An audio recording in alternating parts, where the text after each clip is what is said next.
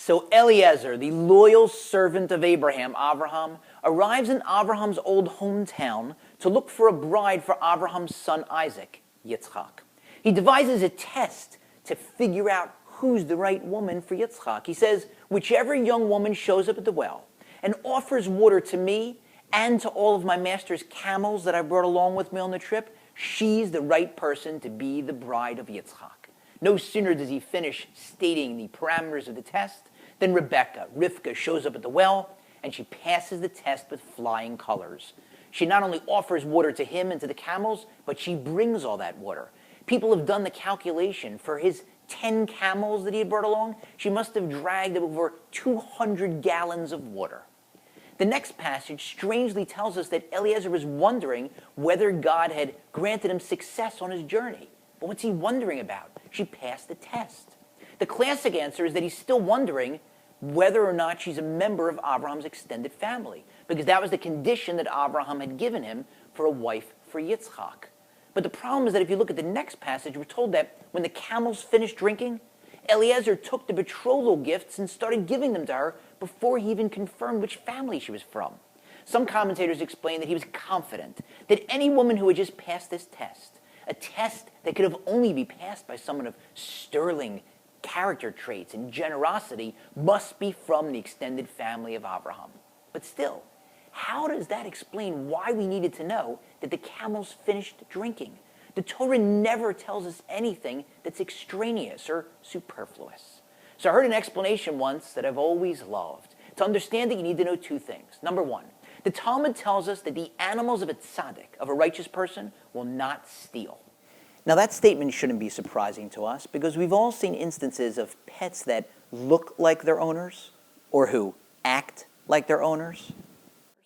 But then the Talmud asks, if that's true, why did Avraham have to muzzle his animals? And the Talmud answers, because if the animals of a righteous person are very thirsty or very hungry, then they will steal. After all, they're animals. Number two, there's a halacha, a Jewish law, that states that if you pressure someone into giving you something and they don't want to give it to you and you take it, that's considered theft. You going to finish that? What do you want? Say the words. No, Say the words. I want the roast beef sandwich. Say the words and I'll give you a piece. If I wanted it, wouldn't I ask you?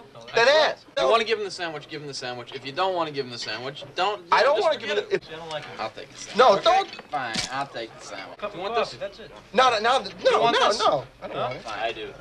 I can't believe you're eating this. You know. Now let's plug those two items into our story.